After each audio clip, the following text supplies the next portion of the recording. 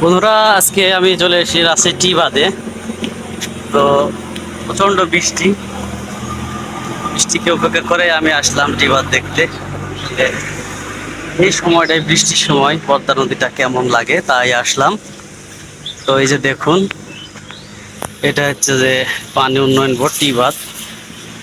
টি বাঁধটা ওই পাশে, দুই পাশে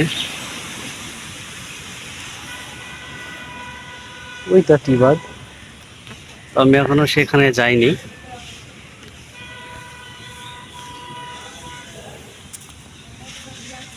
এটা হলো পদ্মা নদী। পদ্মা নদী এখন আর সেরকম কোনো ইয়ে নেই।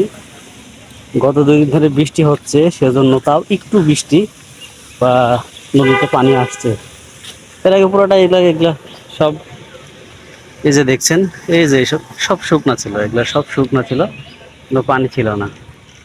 তো যারা এখানে ঘুরতে আসবেন, নৌকা আছে,